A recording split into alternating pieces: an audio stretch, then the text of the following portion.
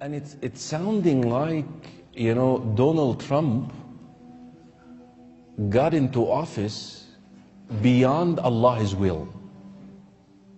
As if Allah did not will it and Donald Trump challenged Allah. Wallahi, this is how it's sounding. Walayadu billah. Allah subhanahu wa ta'ala says in the Quran, قُلِ اللَّهُمَّ مَالِكَ الْمُلْكِ. Allah is the owner of al-mulk, of the kingship.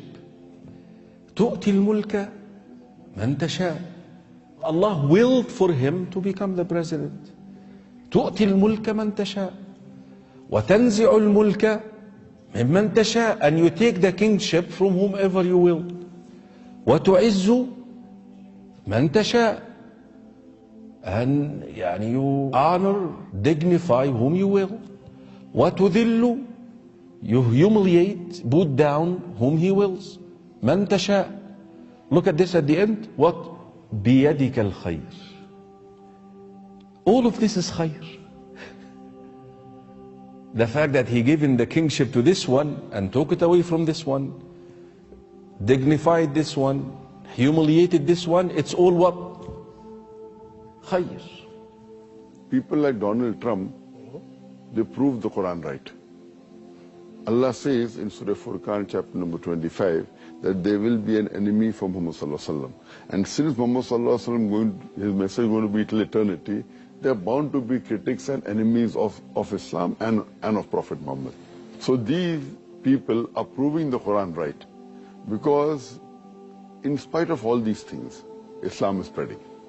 Allah says in the Quran in Surah Imran chapter 3 verse 54, Allah says, Makaru makarallah wallahu khairul makirin.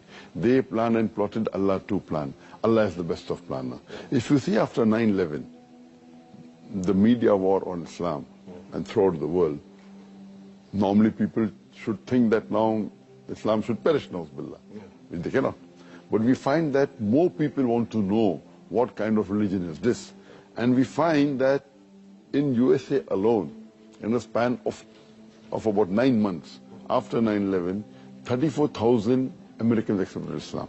In Europe alone, in a span of 10 months after 9/11, more than 20,000 Europeans accepted Islam. So more they are trying to attack Islam, more Islam is spreading. I believe that in the long run, it is benefit for Islam. People want to know what is this religion. And whenever people attack Islam, you find that in the long run, it benefits Islam. And I told you this story before, and I have to tell it to you just to restore that belief in al-Qadr. You know that king who had a minister? A king and a minister. The minister is the type who believes in al-Qadr. Qada illahi wa qadari. So one day, the king is messing around with a knife. He cut his finger. The minister said, Khayr, insha'Allah. This is good, insha'Allah. الرجل belief, يعني ما. The king got upset and he said, what good in me cutting my finger? Take him to jail. Put him in jail. Arrest him.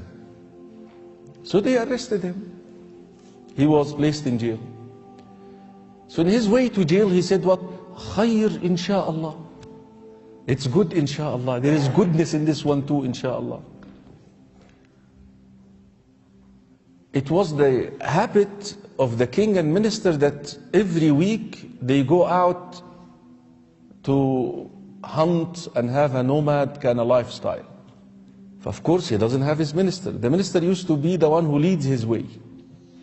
He doesn't have him this time. He got lost in the jungle. He got arrested by a group of Bedouin who used to worship idols. And it happens that this day they are supposed to offer a qurbani, a human qurbani, to their idol. They said, we will not find anyone better than this guy. He's dressed so nice. I mean, he is the qurbani right here. But they looked at his hand, they found him missing a finger. They said, we offer a qurbani like this to our God. Get out of here. You're not even good to be a qurbani.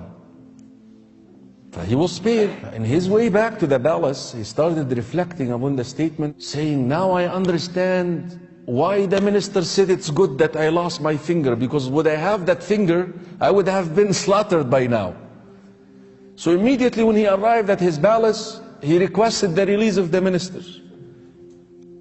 He said, listen, I understood why you said khayr, but what is good in you going to jail? He said, would I have been with you on that journey, I would have been the qurbani. So it's all good. This is the style of Iman. This is, ya ikhwa, the asset of faith. This is what faith provides for a believer that no one else can give.